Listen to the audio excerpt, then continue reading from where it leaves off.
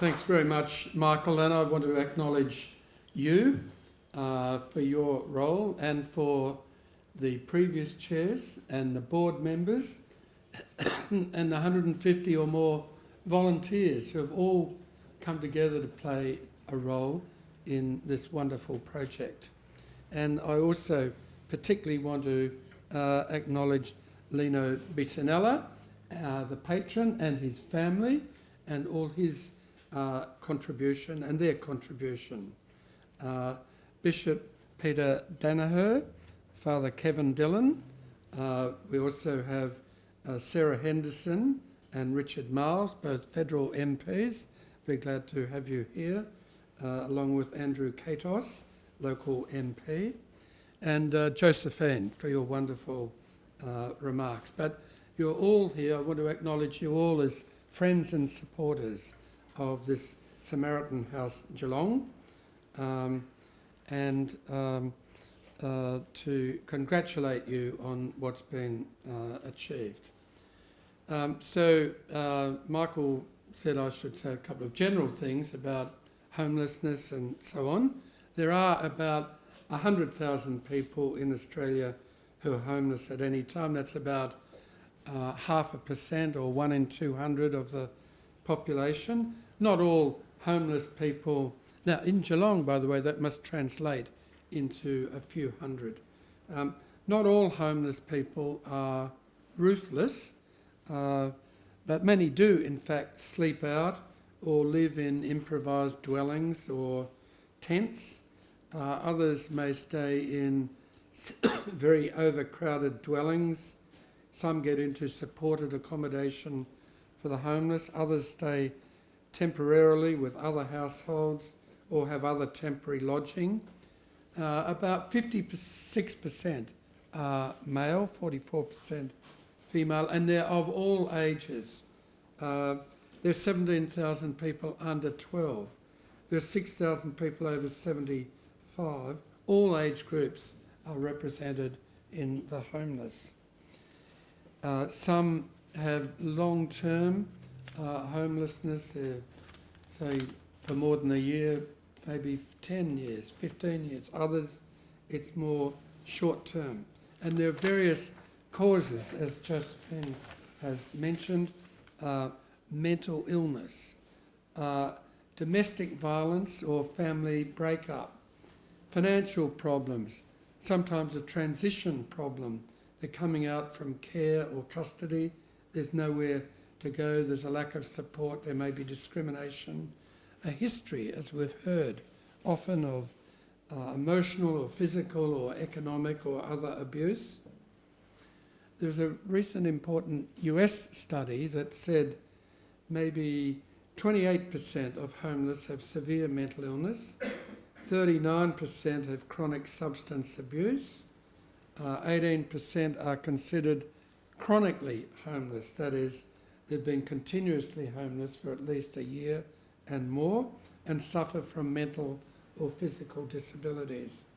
And there are other studies that estimated that the mental health proportion is somewhere between 30 to 70% of the homeless, and the highest percentage of the mainly chronically homeless have got severe mental health problems.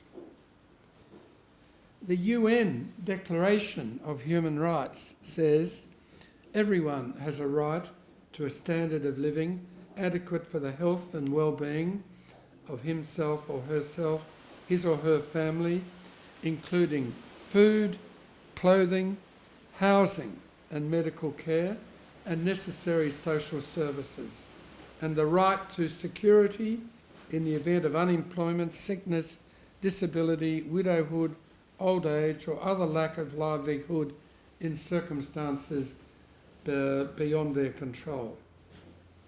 And the fact is that homelessness is an indicator, a measure of one failure of our society. And we need to do more about it by practical action. And we can't just rely on governments. The fact is that, as everyone knows, public housing everywhere in Australia is in a state of crisis, financial crisis, and it runs at a big loss. It gets worse every time they do something more. There's no money around for new houses. And yet, as Father Kevin Dillon recently wrote, someone who's homeless doesn't have the basics of life. They don't have a base, they don't have security, they don't have most of the fundamental components necessary for a life of any degree of quality and dignity. And they have, as we've heard, typically no family or no support.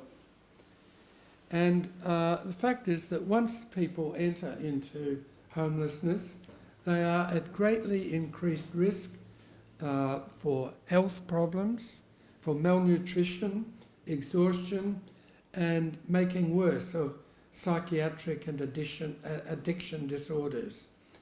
Their physical and mental health usually deteriorates rapidly, and those who remain chronically homeless are amongst the most vulnerable in our society to economic, social, physical, sexual, or whatever forms of exploitation.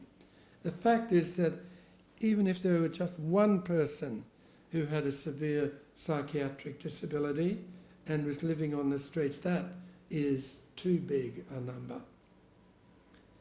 So it follows that there are big benefits from providing accommodation, a home, housing for people who have homelessness. They get dignity. And it often ignites hopes in individuals who have often been treated in a very undignified manner and have felt hopeless for years. Now, not only do they enjoy their benefit to their entitlement to the basic right, to having a roof over their head and shoulders and a place of comfort, rest and retreat, but very often the provision of accommodation for the homeless begins a process of physical and psychological healing and changes a person's status from an outcast to a valued member of our society. And we've heard just now from Michael about the 70% of people who've been able to move on to an improvement, having this facility come to their rescue at a time of greatest need. So on the question of mental health and homelessness, that's not the only cause, but it's an important one. I myself have been very sympathetic to what's called the housing first approach to mental illness, which began in New York. Housing first says that the biggest priority for someone with mental illness is safe, stable, adequately comfortable home to live in. If that happens, it provides a base off which mental health, whether medical or by mental health community services, mental health treatment works far more effectively and injects a dose of stability into a person's life and allows other treatments to work infinitely better and enables them to think about other things they can do with their life, maybe get a job, better social connections, treat their own physical health better, and so on. To say the same the other way around, the fact that a person gets hospital or medical or some kind of professional mental health or psychosocial treatment for mental illness, that won't have any enduring effect, I'm afraid, if after they've had it, they sleep under a bridge, if they live without a home. They will soon relapse. The treatment value will be undone. They'll be back in treatment, hospital or wherever very quickly. And simple fact is that treatments work a lot better if the person has a stable base in which they live, and a lot less effectively if they don't. And it is a fact that in our national mental health policy, it is a real weakness that the emphasis is on the health aspect, not on the life of a person, on their need for a stable life through accommodation, through employment, through social connectedness, through education, through transition from education to work and to growing up. We need to have a broad approach. This project really just brings home that in a very practical manner. I've had some personal experience of this. My own daughter Isabella has persistent serious schizophrenia for over 20 years. During that time, she's sought and generally obtained medical, psychiatric, psychosocial assistance and so on, but there's been a fundamental housing problem. She can live with us to a degree, but it is very difficult, and from a longer term point of view, when we're not around, she needs somewhere to live. And in the case of my daughter, in the case of my family, we got together with a group of families. Sounds a bit of a similar story to here. We formed a community group, and we, after enormous effort and with the support of really hundreds of people, exactly like here, there's so many people that you mentioned that had come in to help you. And when we opened our facility, I had an equally long list to the list I've just heard from Michael and Lena of people who came in to help to make a project possible. And the result has been that we've got about 14 people who've got long-term serious mental illness, who have got secure and stable accommodation, and that has transformed their lives from in and out of hospital, in and out of homelessness into a reasonable life. And like I hear of this, they have a community. Often people with mental illness have trouble forming any personal relationships, but being together, they actually know one another, they're sympathetic to one another, and they build up their own friendships and relationships, which is great for their life.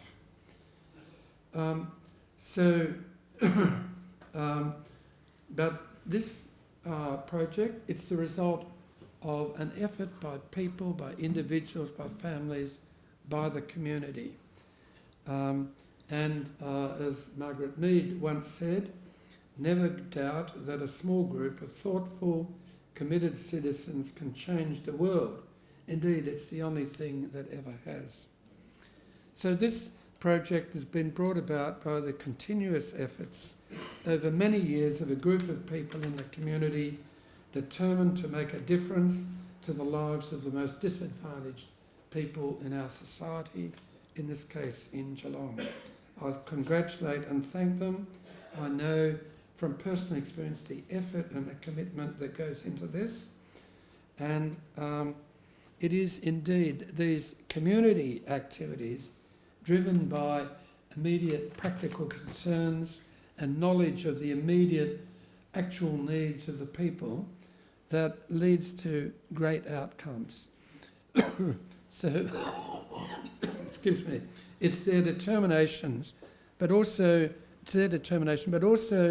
the awareness of the particular needs of the people in their community through engaging with them, and their determination to provide solutions that work for these people that leads to very good outcomes. And as has been mentioned, we do need the community and governments to recognise the really important role that organisations like Samaritan House Geelong can play. They need every bit of support and non-obstruction, if you like, from governments to tackle the challenging social problems in our country. And indeed, governments need to be much more careful before they happily cut back on the financial support and other forms of support for them. So this project, the Samaritan House Geelong project, it's based on a vision, on a commitment. It's been funded, built, and now operated by Samaritan House. I'm very impressed accommodation for 9 men and 2 volunteers who will manage it overnight. It brings immediate, desperately needed relief to people in high need, often unable to look after themselves.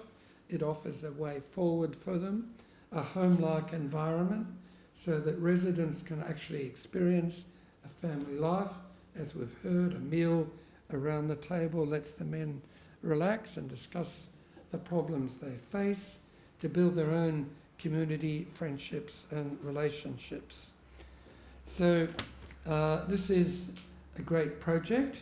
There are 2 matters I want to emphasise lie ahead. The first, as has been mentioned, we've got to make it work. It's got to now work. The dedication and support that's gone into the launching of this project makes me confident that that tremendous challenge will be met successfully. The other, looking ahead, is that I hear that you have ambitions to do more of this, and that can only be welcome, can only make a great contribution. This is the first. It will be looked at outside Geelong too. It's a model for others to imitate. So I'm greatly honoured to be asked to launch this, but before we do that, I invite Bishop Danaher and Father Dillon to come forward and give a blessing, and then I think we will open it. So.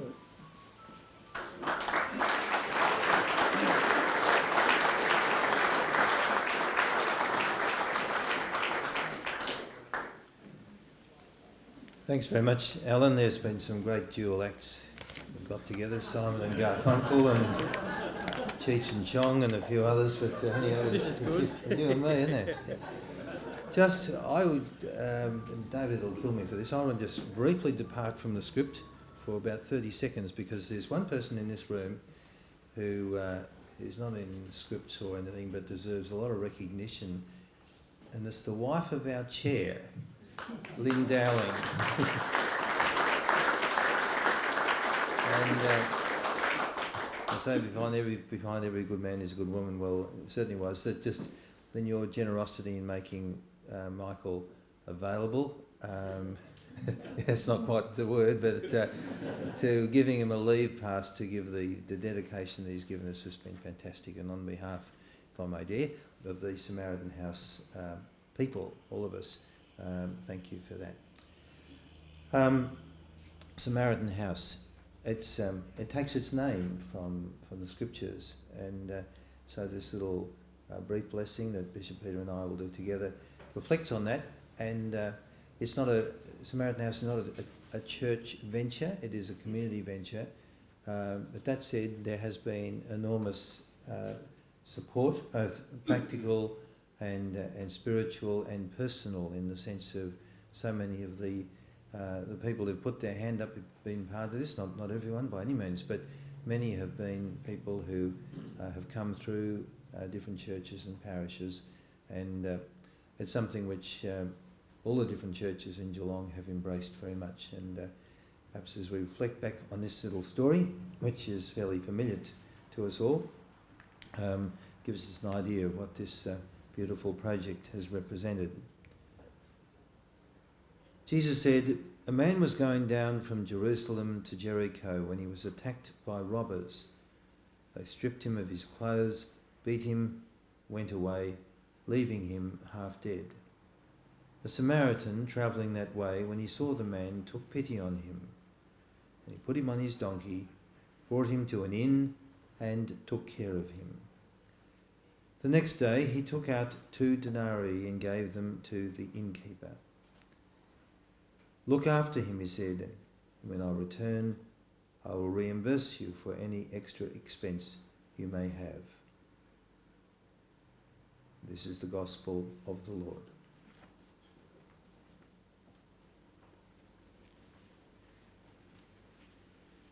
Let us pray. Lord, in you every dwelling place can be a holy place. Grant that those who live here may reflect the love of God for all of us. Lord, in your mercy, hear our prayer. Lord, you taught your followers to build their houses upon solid rock, grant that those who live here may be free from all disharmony, held fast in your teaching to love one another and serve you and others with unselfishness, care and compassion in their hearts. Lord, in your mercy. Lord, you had no place to lay your head, but you accepted the hospitality of your friends. Grant that through our help, people who are homeless may obtain proper housing. Lord, in your mercy. Lord, the generosity of many people has made this possible. We give you thanks and praise for generosity, for open hearts, and for the contributions that so many have made. Lord, in your mercy.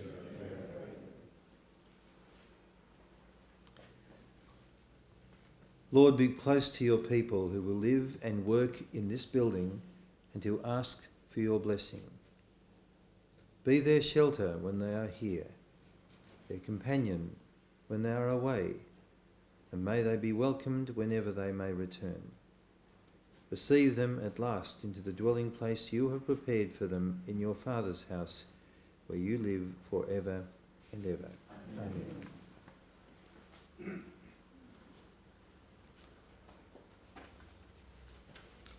May God, the Father of goodness, who commanded us to help one another as brothers and sisters, bless this new building with his presence and look kindly on all who come here, all those who have provided for this wonderful building, and for all those who will call this place their home. And may God bless us all, the Father, the Son, and the Holy Spirit, this day and forever. Amen. Alan, would you please unveil the plaque?